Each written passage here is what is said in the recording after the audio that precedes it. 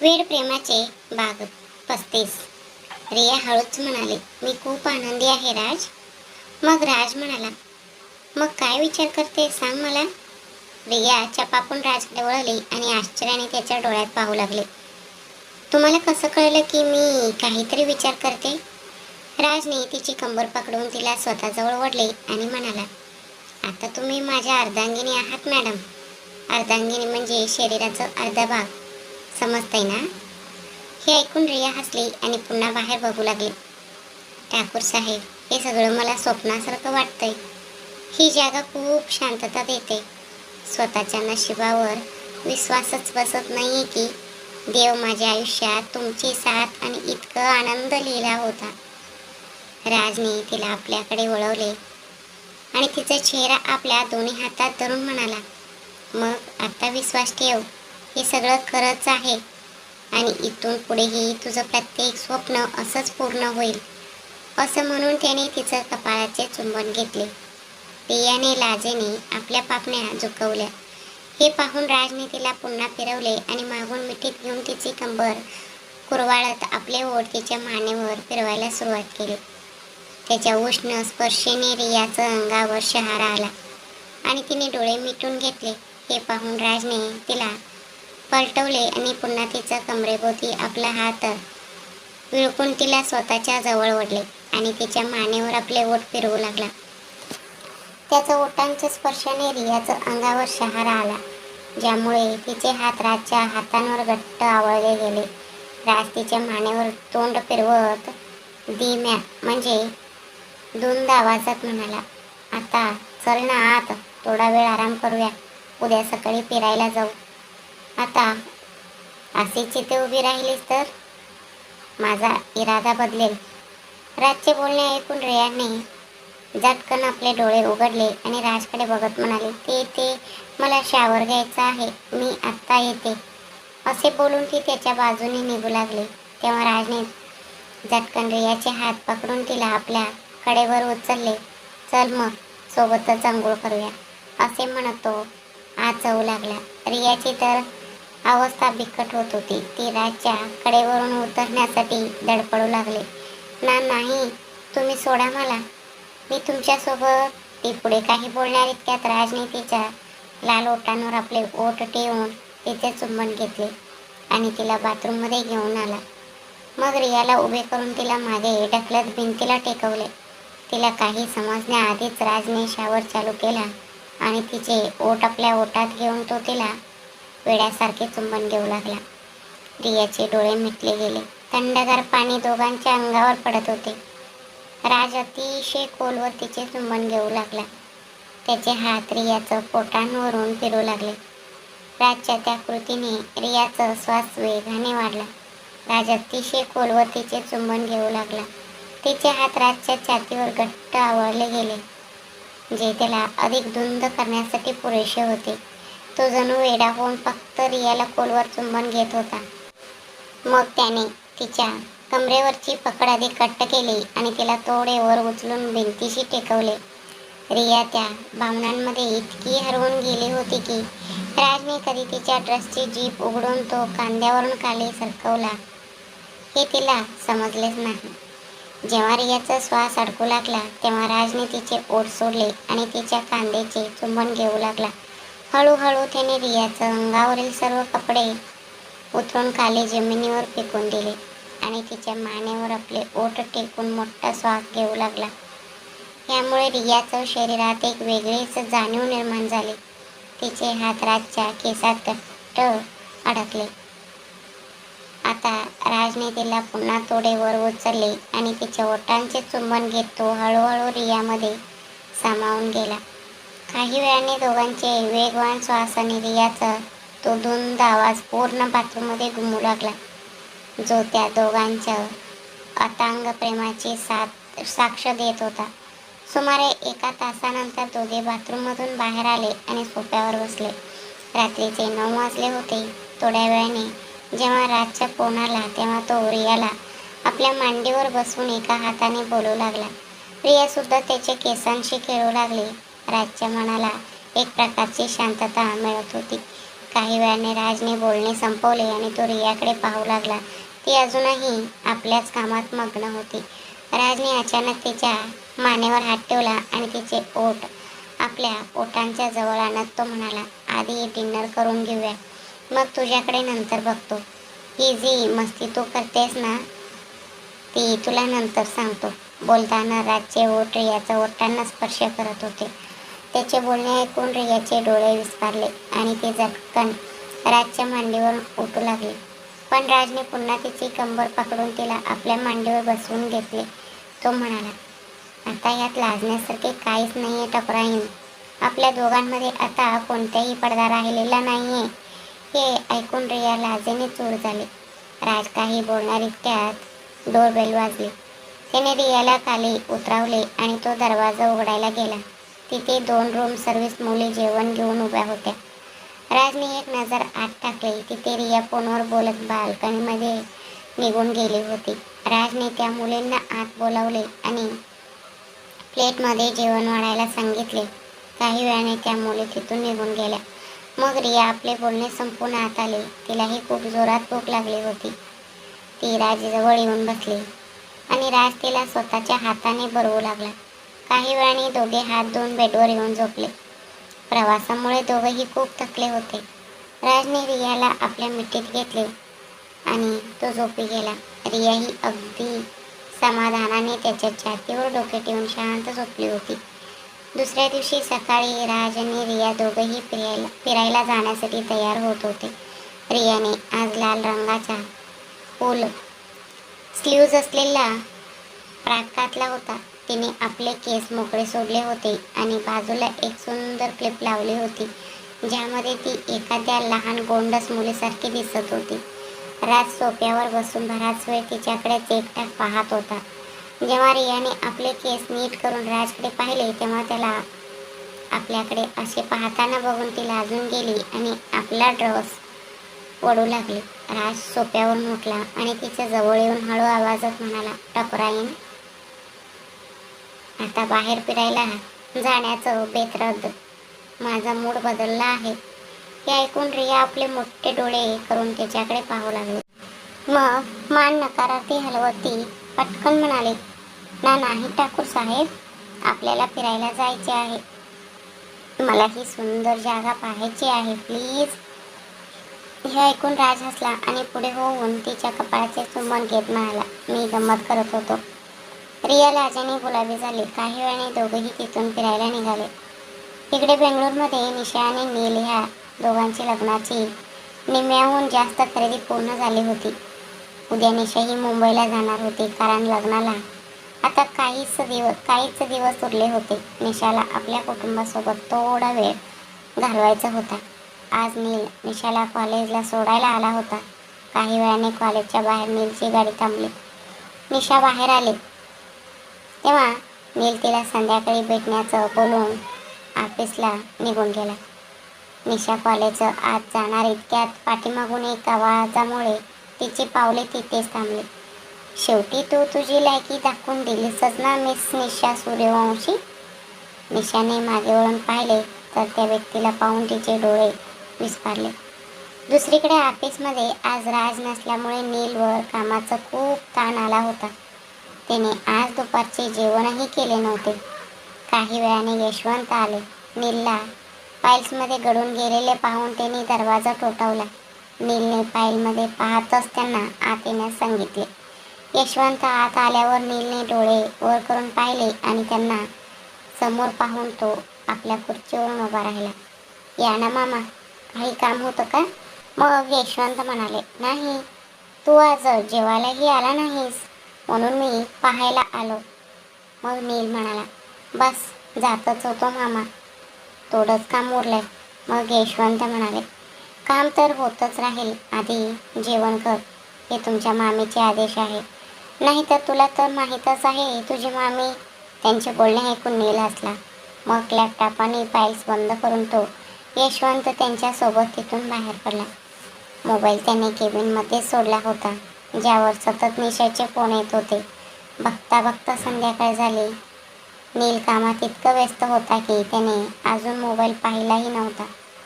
संध्याकाळचे 6 वाजले तेव्हा नीलचा फोन पुन्हा वाजला. तेव्हा कुठे त्याचे लक्ष फोनकडे गेले, ज्यावर रीना नाव दिसत होते.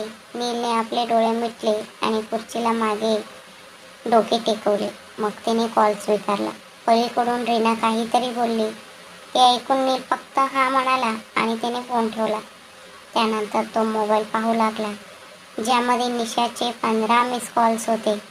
हे पाहून नीलने पटकन निशाला फोन लावला, पण तिने फोन उचललाच नाही. मग नीलने तिला एक मेसेज पाठवला आणि तो ऑफिसमधून बाहेर पडला. आज नील रीनाला हॉटेल ब्लू मूनमध्ये भेटायला जाणार होता. इकडे रीना हॉटेल ब्लू मूनमध्ये अतिशय आतुरतेने नीलची वाट पाहत होती. काही वेळाने तिला नील येताना दिसला. ती आनंदाने त्याच्या दिशेने धावत गेली आणि त्याला मिठी मारणार इतक्यात नीलने हात दाखवून तिला रोखले. रीना नाराज होऊन तिथेच उभी राहिली. नीलने आजूबाजूला नजर फिरवली. तो एक पूल साईड बाग होता, जिथे लाल फुगे आणि मेणबत्त्यांची सजावट केली होती. चौबाजूंनी रंगीबिरंगी दिवे लावले होते. हे पाहून नीलला विचित्र वाटले. तो रीनाकडे रागात पाहत म्हणाला, ही जागा इतकी रिकामी का आहे? मग रीना उदास होऊन त्याच्याकडे पाहत म्हणाले, तुला हे आवडले नाही का? मला माझ्या मित्रासोबत थोडा वेळ घालवायचा होता, म्हणून मी हा पूर्ण एरिया बुक केला आहे. जर तुला हे आवडले नसेल तर चल आपण बाहेर जाऊया.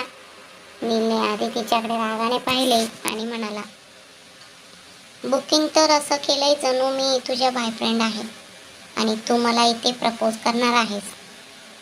रीना पाणवलेल्या डोळ्यांनी त्याच्याकडे पाहू लागली. नाही, असं काही नाही आहे. मी तर फक्त ती पुढे काही बोलणार इतक्यात नील तिचे बोलणे टाळत म्हणाला, ते सर्व सोड. ज्या कामासाठी मला इथे बोलावले आहेस त्याबद्दल बोल. मला दुसरीकडे कुठेतरी जायचे आहे. तुझ्यासाठी माझ्याकडे फालतू वेळ नाही आहे. मग रीनाने नीलला बसायला सांगितले तेव्हा नील खाली बसला. नील, आज मी कायमची चालली आहे आणि आधी जे काही झाले त्याबद्दल मी मनापासून माफी मागते. प्लीज मला माफ कर, एक मित्र समजून. पण मी तुला पुन्हा एकदा एक मित्र म्हणून सल्ला देत आहे. नील एक तिच्याकडे रागाने पाहत होता. नील, खरंच तू त्या मुलीवर प्रेम करतोयस का? तिचं खोटा प्रेमाचं मुखवटा तुला दिसला, पण तुला माझं प्रेम का नाही दिसलं? मी इतकी वाईट आहे का? अजूनही वेळ आहे. डोळ्यांवरची ही पट्टी काढ. ती मुलगी खूप लबाड आहे. ती तुला फसवत आहे. तुला आपल्या प्रेमाच्या जाळ्यात ओढत आहे. माझ्यावर विश्वास ठेव नील. ती फक्त तुझ्या पैशांसाठी तुझ्या मागे लागली आहे. जर तू सांगितलंस तर मी पुराव्यासोबत तिचं सत्य तुझ्यासमोर आणू शकते. तुला वाटतंय की ती मिडल क्लास मुलगी तुझ्यावर प्रेम करते? हे सगळं नाटक आहे आणि कोणत्या अँगलने ती तुला तुझ्या लायकीची वाटते, ज्यासाठी तू तिच्या मागे वेड्यासारखं लागला आहेस. नील, तुझे स्टेटस बघ. कोणत्या बाजूने ती तुला मॅच वाटते? तिचं राणीमान आणि तुझं राणीमान यात जमीन आसमानचा फरक आहे. उद्या जर तू तिच्यासोबत कुठेही गेलास तर लोक तुला हसतील. आपल्या कुटुंबाचा तरी विचार कर. असं बोलून ती नीलकडे पाहू लागली. हे सगळं ऐकून नीलने रागाने आपल्या हाताच्या मुठी आवळल्या. तो आपला राग कसं आवरतोय हे फक्त त्यालाच ठाऊक होतं.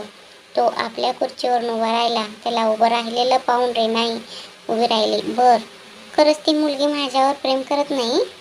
नील तिच्याकडे पाहून म्हणाला, तू तिचं सत्य माझ्यासमोर सिद्ध करू शकतेस? अरे वाव, ही तर खूपच चांगली गोष्ट आहे. ठीक आहे, मग आता मी तिला जाऊन सांगून देतो की मला तिच्याशी लग्न करायचं नाही आहे. मी तर तुझ्यासारख्या खऱ्या प्रेम करणाऱ्या मुलीशी लग्न करेन. तिचा आणि माझं काहीच मेळ नाही आहे. मी आजच आईबाबांशी तुझ्याबद्दल बोलेन आणि निशासोबतचा साखरपुडा मोडेन. ठीक आहे ना? आता तू आनंदी आहेस ना? नीलचे हे शब्द ऐकून रीना आनंदाने वेडे झाले. तिने पटकन नीलला मिठी मारली. खरंच नील, तू माझ्यावर विश्वास ठेवलास. थँक्यू सो मच नील. मला स्वीकारल्याबद्दल तुझे खूप खूप आभार. माझं तुझ्यावर खूप प्रेम आहे. असं बोलत असतानाच तिची नजर बाजूच्या भिंतीकडे गेली, जिथे निशा ओल्या डोळ्यांनी त्या दोघांकडे पाहत होती. तिला अशा अवस्थेत पाहून रेनाच्या चेहऱ्यावर एक क्रूर हास्य आलं. आज निशाचं हृदय 1000 तुकड्यात विखुरलं होतं. तिला तिथे 1 मिनिटही थांबायची इच्छा नव्हती. तिचं श्वास कोंडू लागला होता आणि तिला नीट चालताही येत नव्हतं. तिच्या डोळ्यातून अश्रू वाहू लागले. पुढे काय होणार आहे याची कल्पना नसतानाच ती अडखळत्या पावलांनी तिथून निघून गेली. ती सरळ त्या हॉटेलमधून बाहेर पडली आणि सुनसान रस्त्यावरून एखाद्या निर्जीव शरीरासारखे चालू लागले. ती अचानक थांबली आणि आभाळाकडे बघून ओक्साबोक्शी रडू लागली.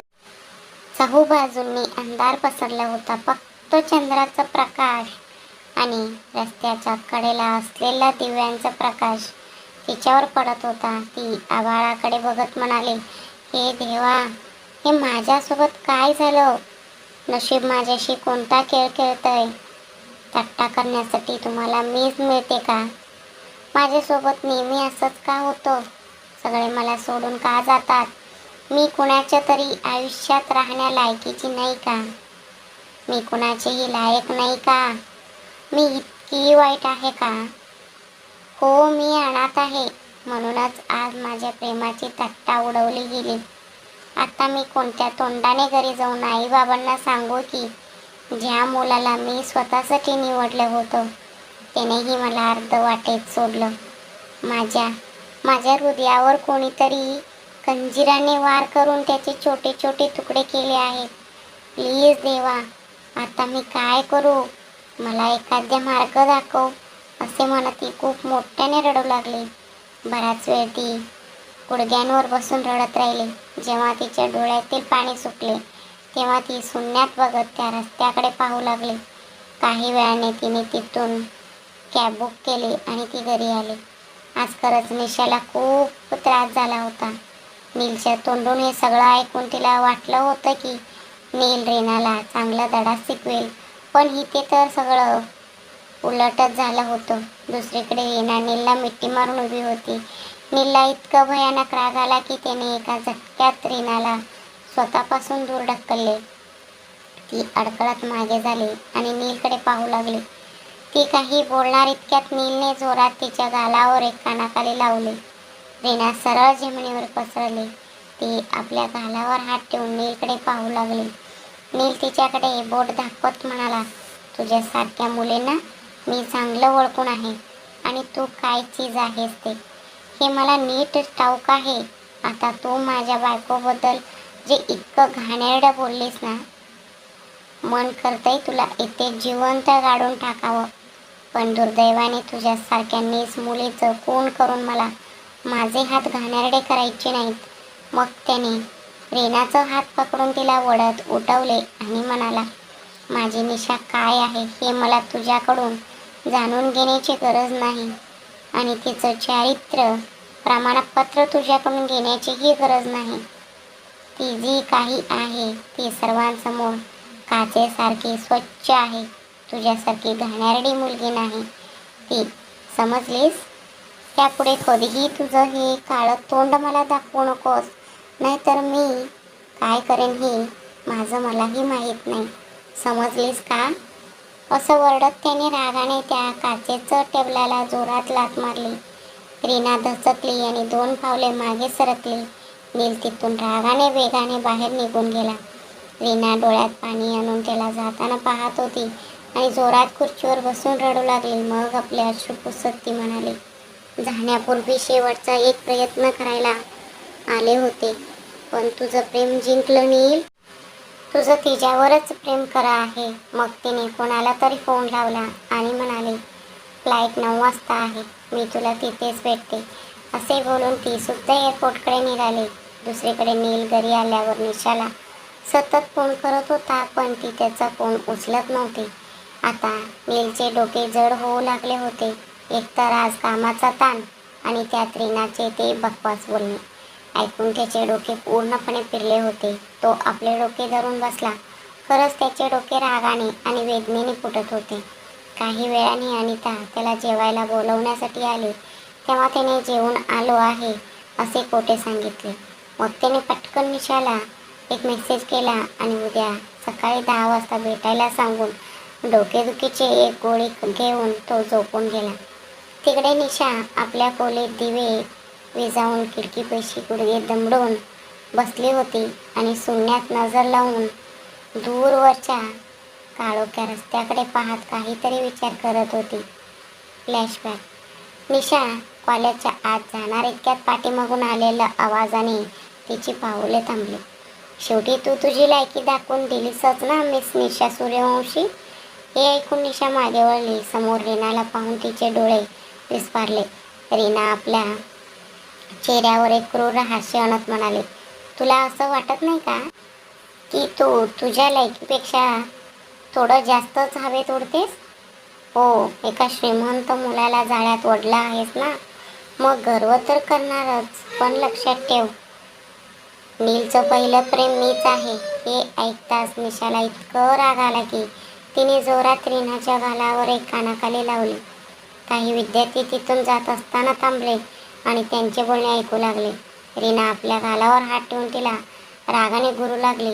मग तिने आपल्या चहूबाजूंनी पाहिले, जिथे सगळे त्यांच्याकडेच बघत होते. हे पाहून रीनाला खूप लाज वाटल्यासारखे वाटले. तिने पुढे होऊन निशाला बोट दाखवले आणि म्हणाले, यू. तेवढ्यात निशाने रागाने तिचे बोट मुरगाळले आणि म्हणाले, सेटअप यू स्टुपिड गर्ल. पुढे काही बोलण्याचा विचारही करू नकोस, नाहीतर मी तुझी जीभ हासडून घेईन, समजलं? आणि माझं नील काय आहे हे तुझ्याकडून जाणून घेण्याची मला अजिबात गरज नाही. यापुढे माझ्या नीलचे नाव तुझे जिभेवर आणू नकोस, नाहीतर आता फक्त गाल लाल झालेत, मी तुला चेहराही बिघडू शकते. असं बोलून ती मागे वळून जाऊ लागली. तेव्हा रीना जोरात हसली आणि म्हणाली, लक्षात ठेव, जर विश्वास नसेल तर आज संध्याकाळी हॉटेल ब्लू मूनमध्ये ये. नील मला भेटायला येणार आहे, तुला तर माहीतच असेल ना. निशा मागे वळली आणि डोळे बारीक करून तिच्याकडे पाहू लागली.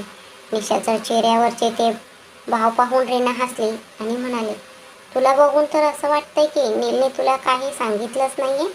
चल, काही हरकत नाही, मीच सांगते. आज नीलने मला भेटायला हॉटेल ब्लू मूनवर बोलावलं आहे. तिथे ये आणि स्वतःच्या कानांनी ऐक, स्वतःच्या डोळ्यांनी बघ, तुला सगळं समजेल.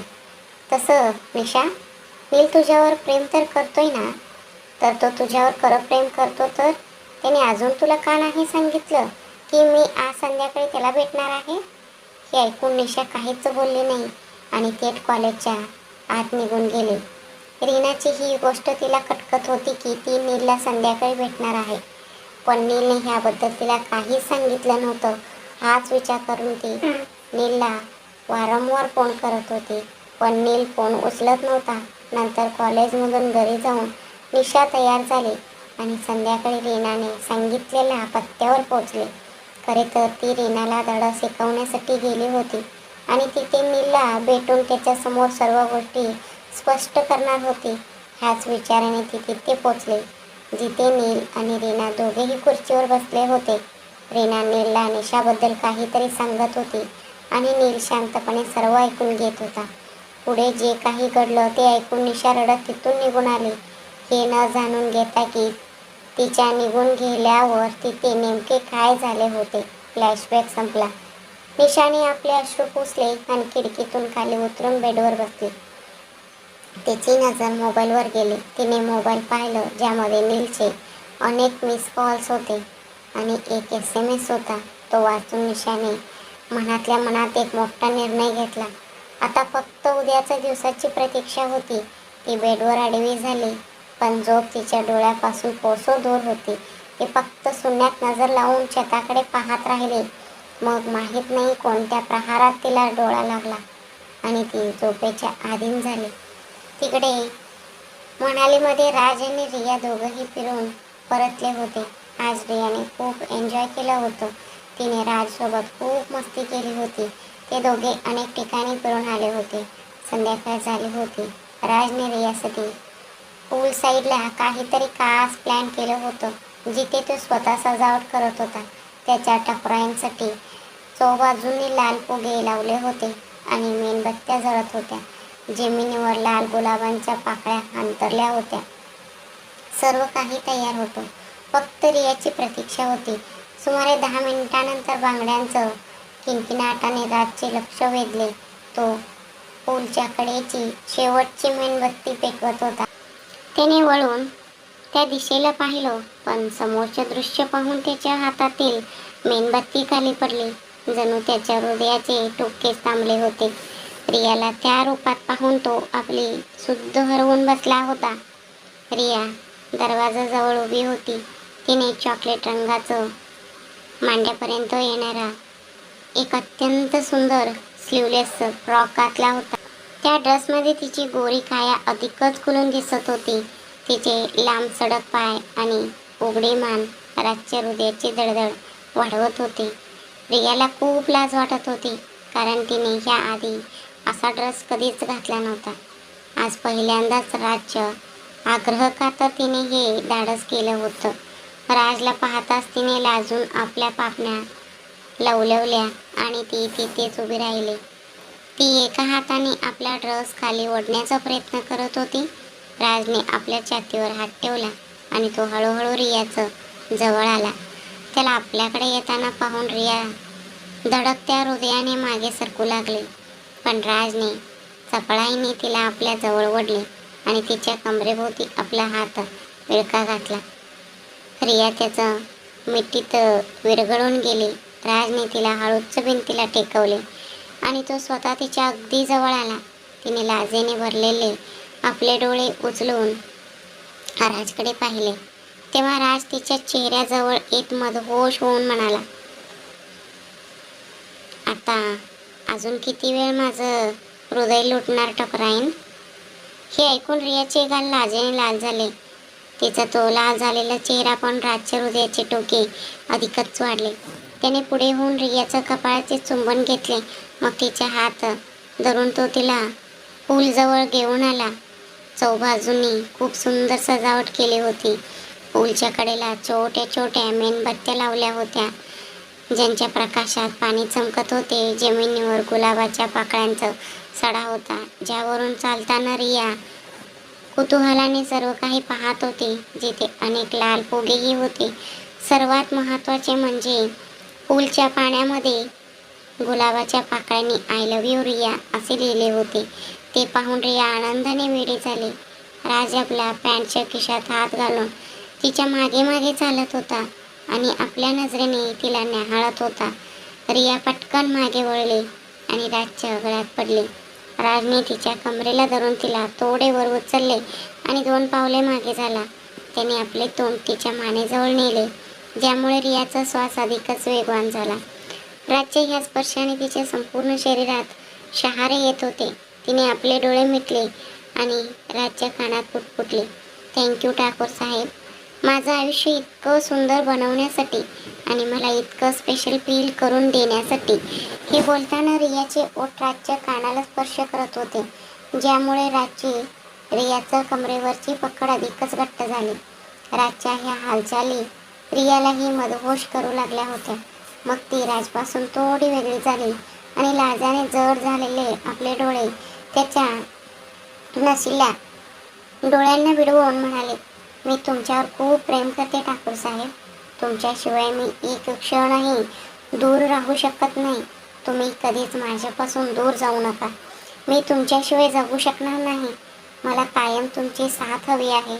मग कितीही संकट किंवा दुःख आले तरी तुम्ही मला कधीच एकटं सोडणार नाही, असं वचन द्या प्लीज. नाहीतर खरंच माझा जीव जाईल. तुम्ही नसाल तर मीही नाही. ही रिया तिच्या ठाकूर साहेबांशिवाय अपूर्ण आहे. जीवापेक्षा जास्त प्रेम करते मी तुमच्यावर. रियाची ही प्रेमाची कबुली पाहून राज हसत आणि आश्चर्याने तिच्याकडे पाहू लागला, कारण त्याचा स्वतःवर विश्वासच बसत नव्हता की ही तीच रिया आहे का, जी कधी त्याच्याशी नजरही मिळवू शकत नव्हती आणि आज त्याच्या डोळ्यात डोळे घालून आपल्या प्रेमाची कबुली देत आहे. राजच्या आनंदाला पारवार उरला नव्हता.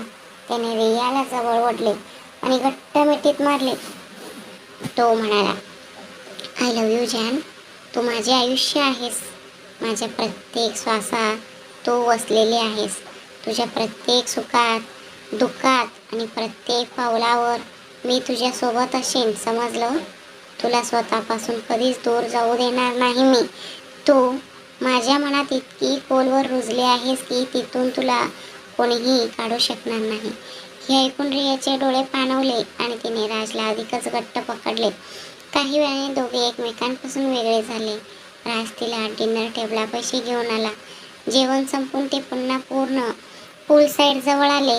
तिथे एक गादी पसरलेली होती, ज्यावर गुलाबाच्या पाकळ्यांनी हृदय बनवले होते आणि त्यावर राज, रिया असे लिहिले होते. राज तिथे बसला आणि त्याने रियाचा हात धरून तिला आपल्या मांडीवर बसवून घेतले. रियाने त्याच्या गळ्यात हात टाकून थेट त्याच्या डोळ्यात पाहिले. आज रिया अशा प्रकारे नजर भिडवून बसली होती हे पाहून राजच्या हृदयाची धडधड वाढली. त्याच्या मनात वादळ निर्माण करण्यासाठी तिची ही एक नजरच पुरेशी होती. त्याने रियाला व्यवस्थित बसवले आणि तिचे पाय आपल्या कमरेभोवती विळखा घालायला सांगितले. मग तिचे कपाळ आपल्या कपाळाला टेकून तो दीर्घश्वास घेऊ लागला. राजचे उष्ण श्वास आपल्या चेहऱ्यावर जाणवू लागल्यामुळे रियाच्या हृदयाचे ठोके प्रचंड वाढले होते. तिच्या पापण्या आपोआप मिटल्या गेल्या. राजने तिच्या मानेचा मागे हात गुंफून तिच्या ओठांचे चुंबन घ्यायला सुरुवात केली. रियाचे हात राजच्या छातीवर घट्ट आवळले गेले. राज वेड्यासारखा तिचे चुंबन घेत होता. त्याचे हात रियाच्या गोऱ्या पायांवरून फिरू लागले. हळूहळू त्या चुंबनांचे रूपांतर एका उत्कट ओढीत झाले. राज स्वतःवरचा ताबा गमावू लागला. त्याने रियाला हळूच गादीवर ढकलले आणि तो तिच्यावर आला. तो तिच्या मानेचे चुंबन घेऊ लागला. रियाच्या वेगवान श्वासामुळे तिची छाती वरखाली होत होती, ज्यामुळे राज अधिकच बेमान होत होता. जेव्हा जेव्हा तो तिच्या मानेचा हळूवार चावा घेई तेव्हा रियाचं तोंडून नकळत हुंदके बाहेर पडत, जे राजला अधिकच वेड लावत होते. तो धुंदीत तिच्या मानेवरून खांद्यापर्यंत पोचला. तिच्या गोऱ्या शरीरावर राजने दिलेल्या प्रेमाच्या खुणा उमटत होत्या. रियाच्या सुखातून निघणारे उद्गार राजच्या हृदयाला सुखावत होते. आणि इकडे रियाची अवस्था तर आणखीनच गहिरी होत होती. ती आपल्या ठाकूर साहेबांच्या प्रेमात पूर्णपणे विरघळून जात होती. तिची नखे राजच्या हातावर आणि पाठीवर निशाणा उमटवत होती. राजचे हात जसे तिच्या छातीवर आले तसा तिने राजचा हात घट्ट धरला, कारण तिला पुढच्या क्षणाची जाणीव झाली होती. राज तिच्याकडे पाहू लागला. रिया आपली वाढलेली धडधड सावरत म्हणाले, ठाकूर साहेब, आज चला ना, मला थंडी वाजते. हे ऐकून राज मुश्किलपणे हसले आणि तिला पुन्हा आपल्या मिठीत घेऊन उचलून खोलीत घेऊन आले. खोलीत आल्यावर राजने तिच्या डोळ्यात पाहत तिच्या ओठांचे चुंबन घेतले आणि तिला बेडवर झोपून तिच्याकडे पाहत तो आपल्या शर्टची बटणे उघडायला लागला. हे पाहून रियाने लाजून आपले तोंड उशीत लपवले. राज तिच्यावर झुकला आणि तिच्या गोऱ्या पाठीवर आपले ओठ फिरवू लागला, ज्यामुळे रिया शहारून उठली. तिने बेडशीट आपल्या हाताने घट्ट पकडून धरली. मग राज आपल्या दातांनी तिच्या ड्रेसची जीभ हळूहळू उघडू लागला. काही क्षणातच रियाची उघडी गोरी पाठ त्याच्या समोर होती. तिने हळूहळू तिच्या खांद्यावरून ड्रेस खाली सरकवला. ती वळून राजच्या गळ्यात पडली. तिला असं लाजत असताना पाहून राज हळू आवाजात म्हणाला, आता ही लाजाळूपणा काही कामाला येणार नाही जान. असे बोलून त्याने तिचे सर्व कपडे बाजूला केले आणि जमिनीवर फेकून दिले. रूमची लाईट डिम करून तो तिच्या जवळ आला आणि पुन्हा तिच्या ओठांचे चुंबन घेऊ लागला. मग मानेपासून सुरुवात करून तो तिच्या संपूर्ण शरीरावर आपले ओठ फिरवत राहिला. दोघांच्याही मनात एक अनामिक आणि अद्भुत भावना दाटून आली होती. राजने पुन्हा एकदा रियाचा ओठांचा ताबा घेतला आणि तो तिच्यात एक झाला. काही वेळातच त्या खोलीत राजचे वेगवान श्वास आणि रियाचा मधुर आवाजाचे प्रतिध्वनी उमटू लागले. आज दोघंही आपल्या प्रेमात पूर्णपणे हरवून गेले होते आणि एकमेकांचे झाले होते. माहीत नाही पहाटेच्या कोणत्या प्रहारात त्यांचे डोळे लागले, पण आज त्यांचे प्रेम खऱ्या अर्थाने पूर्ण झाले होते. दुसऱ्या दिवशी सकाळी इकडे नीलचे डोळे अजूनही जड होते. तो उठला आणि तिने सर्वात आधी आपला फोन पाहिला. ना कोणतेही कॉल होता, ना कोणतेही मेसेज. त्याने कपाळाला हात लावला आणि स्वतःशीच पुटपुटला. जेव्हा कधी ह्या मुलीची गरज असते तेव्हा ती फोन उचलत नाही. माहीत नाही हिला नक्की झालंय काय. कालपासून ना फोन करते ना फोन उचलते. त्यानंतर त्याने पुन्हा एकदा निशाला कॉल केला. 2 रिंग गेल्यावर निशाने फोन उचलला, पण नीलचे काहीही ऐकून न घेता ती म्हणाली, मी तुला 11 वाजता कॉलेजजवळील कॅफेमध्ये भेटते. नील एवढंच विचारणार होता की कालपासून फोन का. तोच फोन कट झाला. नीलला प्रचंड राग आला. तो फोनकडे रागाने बघत पुटपुटला, हिला तर भेटूनच सांगतो. 2 दिवसांपासून खूप हवेत उडते ही. असं बोलून तो वॉशरूममध्ये निघून गेला. काही वेळानंतर निशाने आपले सर्व सामान पॅक केले आणि ती नीलला भेटायला निघाले. नील आधीच तिथे पोचून तिची वाट पाहत होता. तो खूप अस्वस्थपणे तिची प्रतीक्षा करत होता. थोड्या वेळाने निशा येताना दिसली. तिला पाहताच नीलच्या कालचा सर्व राग कुठल्या कुठे पळून गेला. तो पुढे झाला आणि त्याने निशाला घट्ट मिठी मारली आणि तो म्हणाला, कालपासून फोन करतोय यार, तू फोन का उचलत नव्हतीस. तुझ्याशी बोलण्यासाठी मी वेडा झालो होतो. एकदाही कॉल घेतला नाहीस का. तो सतत बोलतच होता, पण निशा मात्र अगदी शांत होती. तिने आपले हात खालीच ठेवले होते आणि ती कोणत्याही भावनेशिवाय शून्यात नजर लावून भिंतीकडे पाहत होती. तिच्यात कोणतेही हालचाल न दिसल्यामुळे नीलची पकड ढिली झाली. तो तिच्यापासून थोडं दूर झाला आणि तिच्या डोळ्यात पाहू लागला. तिचे डोळे पूर्णपणे लाल झाले होते आणि रडून सुजले होते.